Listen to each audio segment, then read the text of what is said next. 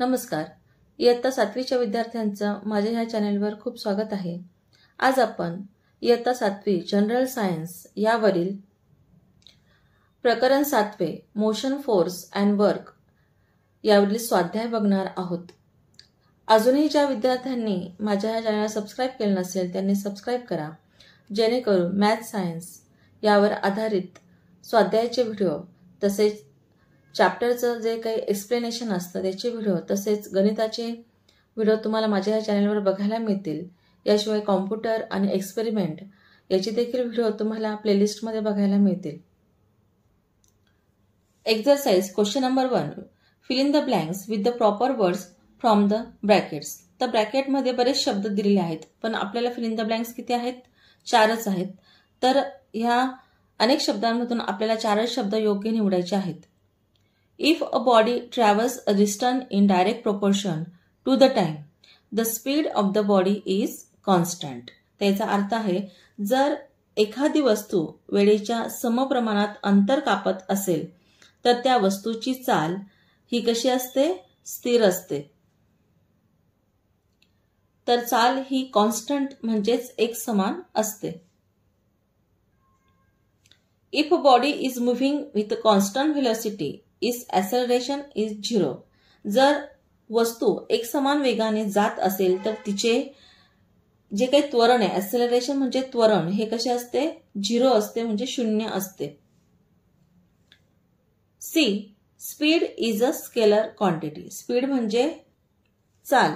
तर चाल ही एक स्केलर म्हणजे अदिश राशी आहे की जी फक्त मॅग्निट्यूडनेच ती एक्सप्रेस होत असते, व्यक्त होत असते. तिला डायरेक्शनची गरज नाही. Velocity is the distance travels by a body in a particular direction in unit time. तर व्हेलॉसिटी म्हणजे वेग. विशिष्ट दिशेने एकक कालावधीत वस्तूने कापलेले अंतर असते. Question number 2. Observe the figure and answer the question. तर या ठिकाणी एक फिगर दिलेली बघा. Sachin and Samir started on a motor bike from place A. मग सचिन आणि समीरने मोटर बाईकवरून प्रवास चालू केलेला आहे ए पासून. टूक द टर्न ॲट बी. मग त्यांनी बी कडे हा टर्न घेतलेला आहे. Did a task at C. मग सी पर्यंत ते गेले. Travel by the route C D. त्यानंतर सी डी या मार्गाने त्यांनी प्रवास केलेला आहे टू डी पर्यंत. And then went to E. आणि ई पर्यंत गेलेले आहेत ते. ऑल टुगेदर दे टूक 1 hour फॉर दिस जर्नी. मग ए पासून बी, बी पासून सी, सी पासून डी आणि डी पासून ई एवढी हा जो काही प्रवास आहे हे करण्यासाठी त्यांना 1 तास इतका वेळ लागलेला आहे. Find out the actual distance travels bye them. मग आपल्याला त्यांनी किती अंतर हे कापलेलं आहे खरोखरीच हे आपल्याला काढायचं आहे. And the displacement from A to E. मग ए टू ई पर्यंत नक्की किती डिस्प्लेसमेंट झाले म्हणजे एका ठराविक डायरेक्शनने. From this deduce their speed. आणि यावरून आपल्याला त्यांचा स्पीड म्हणजे चाल देखील काढायची आहे. What was their velocity. तसेच त्यांची व्हेलॉसिटी म्हणजे वेग पण काढायचे. From A to E. A पासून ई पर्यंतची व्हेलॉसिटी पण काढायची आहे in the direction A. Can this velocity be call average velocity. मग या व्हेलॉसिटीला किंवा वेगाला सरासरी वेग असं म्हणता येईल का? Question number 2. त्याच्यातलं उत्तर बघा. पहिल्यांदा आपल्याला डिस्टन्स काढायचे. ऍक्च्युअल डिस्टन्स ट्रॅव्हल्स म्हणजे जे काही प्रत्यक्ष अंतर कापलेले आहे ते A B plus B C plus C D plus D E या पद्धतीने 3 + 4 + 5 + 3 एकूण 15 किलोमीटर एवढं अंतर हे कापलेलं आहे. Displacement from A to E. Displacement म्हणजे विस्थापन. ए पासून ई पर्यंत एका ठराविक डायरेक्शनने झालेलं विस्थापन. A B plus B D plus D. मग आपल्याला फक्त जी काही खालची सरळ रेषा आहे तेच अंतर पकडायचं आहे. तो ट्रायंगलचं अंतर घ्यायचं नाही. तर 3 + 3 + 3 9 किलोमीटर. स्पीडचा फॉर्म्युला आहे डिस्टन्स ट्रॅव्हल्स म्हणजे जेवढं अंतर कापलंय तेवढं आणि टोटल टाइम आणि ते अंतर कापण्यासाठी लागलेला वेळ. मग टोटल अंतर किती आहे बरं? आपण वरतीच काढलेलं आहे. डिस्टन्स आहे 15 किलोमीटर. 15 किलोमीटर पर आवर. 1 तास लागलेला आहे. मग 15 किलोमीटर पर आवर या पद्धतीने आपल्याला लिहायचं आहे. यानंतर व्हेलॉसिटी. व्हेलॉसिटीचा फॉर्म्युला आहे डिस्प्लेसमेंट अपॉन टोटल टाइम. आपण डिस्प्लेसमेंट काढलेली आहे एका सरळ डायरेक्शनने किंवा स्ट्रेट लाईनमध्ये 9 किलोमीटर. तर 9 किलोमीटर अंतर जाण्यासाठी म्हणजे ए पासून ई पर्यंत जाण्यासाठी त्याला किती वेळ लागलेला आहे? 1 तास लागलेला आहे. पण 9 किलोमीटर पर आवर हे त्याचा आन्सर असणार आहे. आता जो शेवटचा प्रश्न विचारला ॲव्हरेज व्हेलॉसिटीचा, the velocity calculated above is for the entire route. मग आपण ही जी काही वरती व्हेलॉसिटी काढली ही पूर्ण जो काही रूट आहे, मार्ग आहे त्याच्यासाठी. So velocity 9 kilometre per hour is called average velocity. म्हणून हिला ॲव्हरेज म्हणजे सरासरी वेग आपण म्हणू शकतो. Question number 3. From the groups B and C choose the proper words for each of the word in the group A. तर group ए मध्ये जे काही शब्द दिलेले आहेत त्यांच्यासाठी बी आणि सी मधून आपल्याला योग्य असे शब्द निवडायचे आहेत. वर्क याचं एसआय सिस्टीम मध्ये जूल हे एकक आहे, तर सीजीएस मध्ये अर्ग्स हे एकक आहे. त्यानंतर फोर्स म्हणजे बल याचं एसआय सिस्टीम मध्ये न्यूटन हे युनिट आहे आणि डाइन हे सीजीएस सिस्टीम मधील हे युनिट आहे. डिस्प्लेसमेंट म्हणजे विस्थापन, मीटर अँड सेंटीमीटर. या पद्धतीने ह्या जोड्या लावायच्या आहेत. Question number 4. A bird sitting on a wire, की एक पक्षी हा तारेवर बसलेला आहे. त्यानंतर फ्लाईज तो उडाला. सर्कल अराउंड आणि एक सर्कल म्हणजे सर्क्युलर पाथमध्ये किंवा एक गिरकी घेतली and come back to its perch, तर तो पुन्हा त्याच्या मूळ स्थितीत.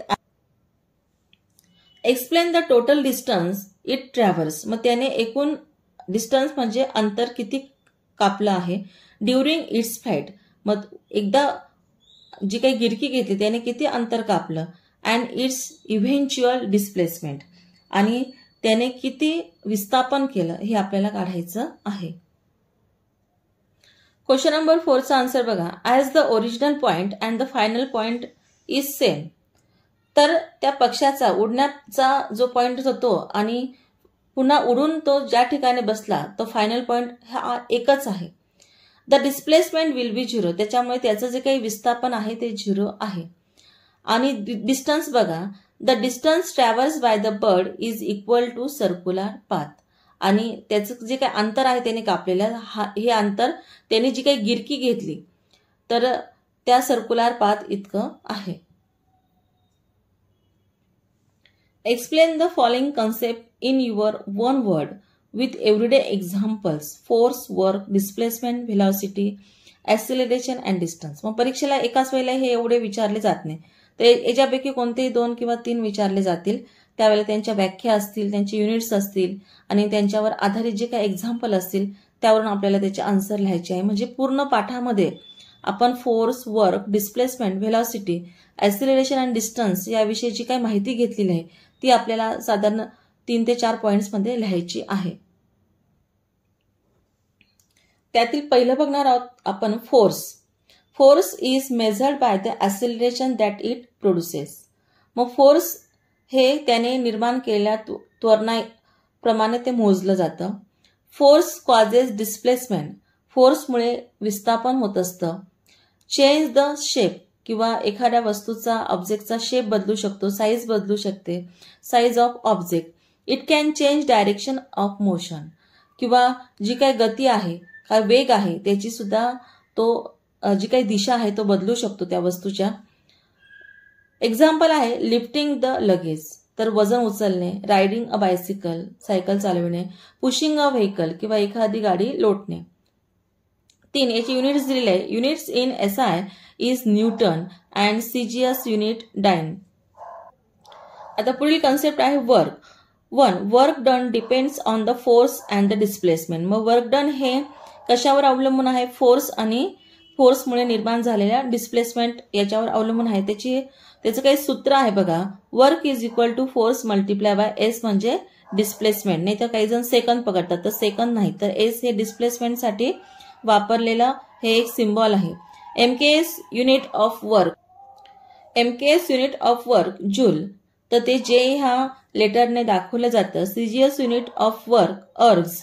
एक्झाम्पल आहे car moving from one place to another a person walking. हे दोन एक्झाम्पल तुम्ही त्या ठिकाणी देऊ शकता. तर हे फर्स्ट एक्झाम्पल आहे आणि हे सेकंड आहे. तर एखादी कार ही एका ठिकाणाहून दुसऱ्या ठिकाणी जाते आणि एखादा पर्सन व्यक्ती ही हा चालतो, तर त्या ठिकाणी सुद्धा त्याचं काय होत असतं, एक प्रकारे कार्य घडत असतं. डिस्प्लेसमेंट म्हणजे विस्थापन. त्याची व्याख्या आहे, पहिल्यांदा आपण ती बघू. The minimum distance travels by a moving body in one direction from the original point to reach the final point is called displacement. ही व्याख्या आपण पुस्तकातलीच घेतलेली आहे. तर मिनिमम म्हणजे कमीत कमी अंतर, मुव्हिंग बॉडी म्हणजे एखाद्या जी काही गतिमान वस्तू असेल तिचं एका विशिष्ट डायरेक्शनने एका जागेवरून दुसऱ्या ठिकाणी होणारं जे काही डिस्प्लेसमेंट किंवा एका ठिकाणाहून दुसऱ्या ठिकाणी ती जाते, या क्रियेला काय म्हणायचं आहे, डिस्प्लेसमेंट असं म्हणायचंय. It is a vector quantity, कारण या ठिकाणी दिशा देखील आपण विचारात घेणार आहोत, म्हणून it is a vector quantity, सदिश राशी आहे. Units in SI system international and MKS system is metre. दोघंही सिस्टीम मध्ये त्याचं मीटर हे एकक असतं. Example, going to school from home. तर घरापासून शाळेपर्यंत या ठिकाणी त्याचं काय झालेलं आहे, डिस्प्लेसमेंट झालेलं आहे. आता डिस्टन्स ही कॉन्सेप्ट आपल्याला बघायची आहे. The length of the route, की रस्त्याची जी काही लांबी असेल, actual travels by a moving body. तर मुव्हिंग बॉडीमुळे रस्त्याची किती लांबी ही त्याने अंतर कापलेलं आहे, irrespective of the direction is called distance. मग कोणत्याही प्रकारची दिशा न विचारात घेता त्याने किती अंतर तो चाललेला आहे हे याच्यावरून आपल्याला ठरवायचे, तर याला म्हणायचं distance. Distance is a scalar quantity. मग या ठिकाणी आपण दिशेचा विचार करणार आहोत, म्हणून ही काय सदिश राशी स्केलर क्वांटिटी आहे. SI unit is metre. Example आहे, the actual distance travels by a person from home to school. मग त्या पर्सनने एका डायरेक्शनचा न विचार करता त्याने जो काही वळणाने जो काही प्रवास केलेला आहे, तो एकूण किती प्रवास केलेला आहे हे म्हणजे त्याचं डिस्टन्स असणार आहे. व्हेलॉसिटी म्हणजे वेग. 1. The distance traversed by a body in a specific direction in unit time is called as velocity of the body. मग एखाद्या वस्तूने किंवा एखाद्या जी काही गतिमान वस्तू आहे तिने एकक कालावधीमध्ये किती अंतर कापलं, तर किंवा एका विशिष्ट दिशेने किती अंतर कापलं, याला काय म्हणायचं आहे, त्या वस्तूचा वेग असं म्हणायचं आहे. Velocity is equal to displacement upon total time. मग व्हेलॉसिटीचा फॉर्म्युला डिस्प्लेसमेंट आणि डिस्प्लेसमेंट होण्यासाठी लागलेला वेळ. It is a vector quantity. मग डिस्प्लेसमेंट हे ठराविक दिशेने झालेलं असतं, म्हणून ही एक व्हेक्टर क्वांटिटी आहे. SI unit is metre per second. Displacement हे मीटरमध्ये काउंट केलं जातं आणि टाइम हा सेकंदमध्ये काउंट केला जातो. Example, travelling by vehicle from home to school. तर एखाद्या वाहनाने घरापासून शाळेपर्यंत जाणे. The distance is cross with a certain velocity.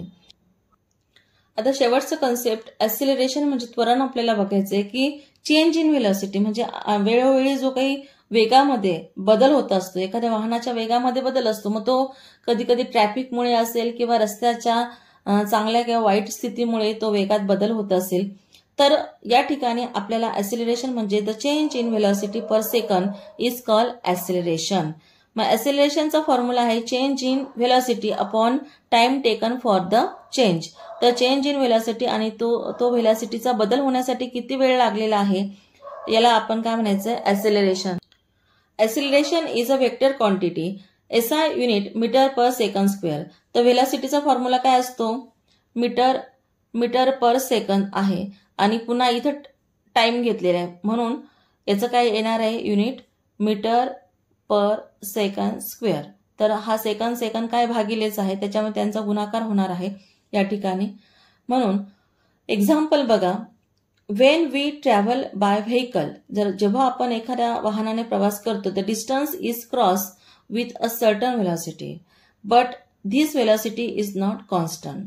तर त्यावेळेला त्याची व्हेलॉसिटी, एखादं अंतर ज्यावेळेला व्हेकलने आपण जातो तर प्रत्येक ठिकाणी आपला स्पीड किंवा जो काही वेग आहे तो काही सारखा राहणार नाही, तो बदलत राहणार आहे. 6. A ball is rolling from A to D. मग A पासून D पर्यंत एक बॉल जो घरंगळत नेलेला आहे on a flat and smooth surface, जसं काचेचा जो सरफेस असतो त्या पद्धतीने. Its speed is 2 centimetre per second. मग त्याचा जो काही वेग आहे तो किती आहे? 2 centimetre per second. On reaching B, मग बी पर्यंत पोहोचल्यानंतर it was push continuously up to C.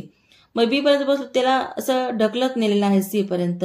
On reaching D, मग डी पर्यंत पोहोचल्यानंतर from C to D its speed had become 4 centimetre per second. मग सी वर आल्यानंतर त्याचा वेग 4 सेंटीमीटर पर सेकंड इतका झालेला आहे. मग तो वेग डी पर्यंत तसाच आहे. It to 2 second. मग सी पासून डी पर्यंत जाण्यासाठी त्याला 2 सेकंद इतका वेळ लागलेला आहे.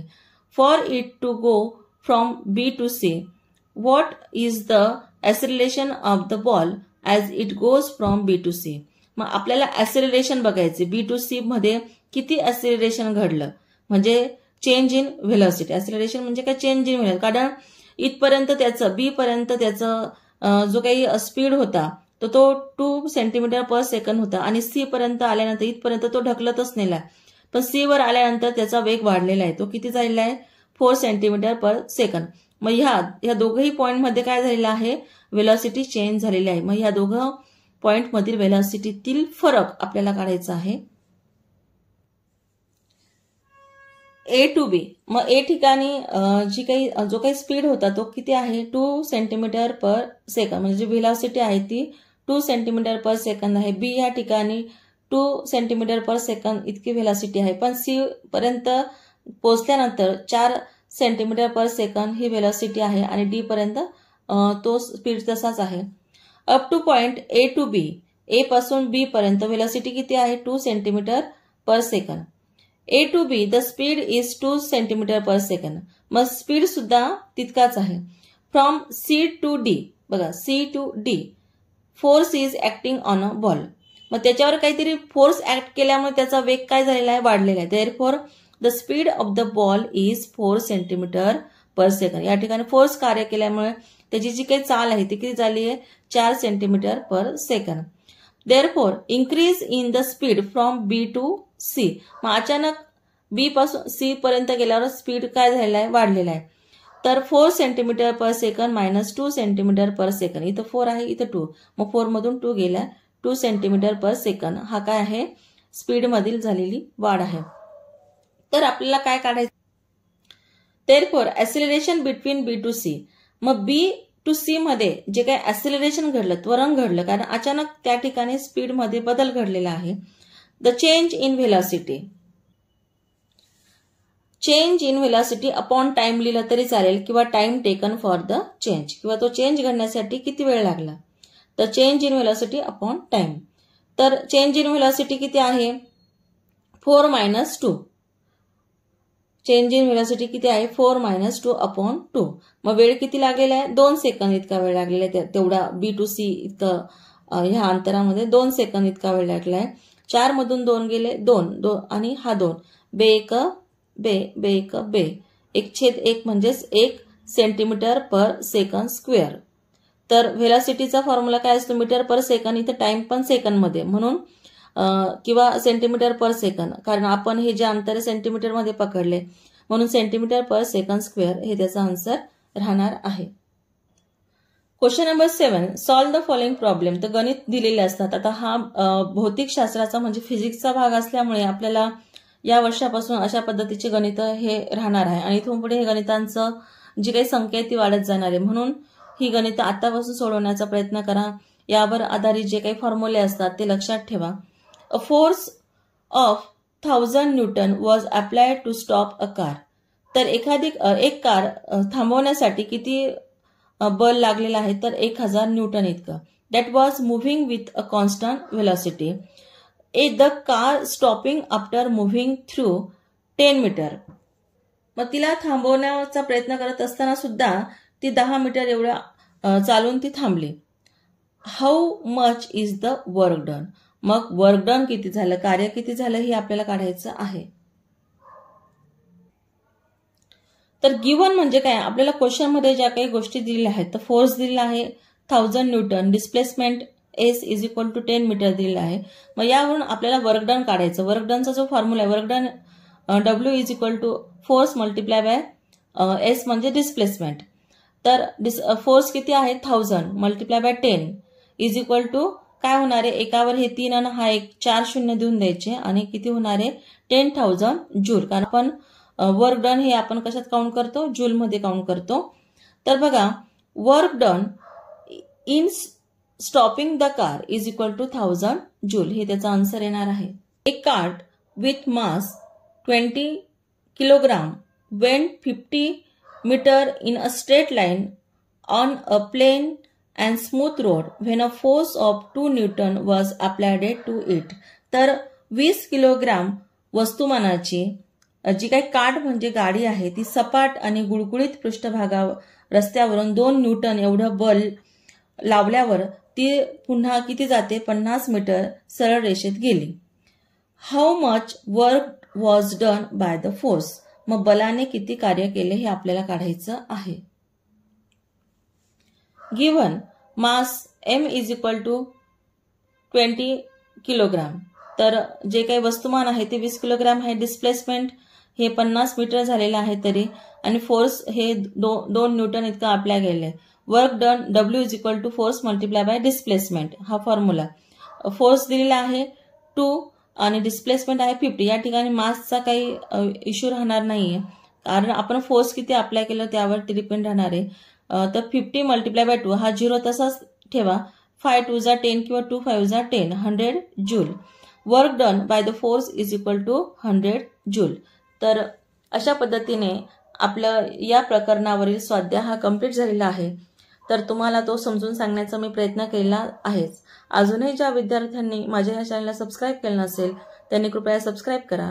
व्हिडिओ आवडल्यास शेअर करा, लाईक करा, कमेंट्स करा. आपण सर्वांनी हा व्हिडिओ बघितल्याबद्दल खूप खूप धन्यवाद.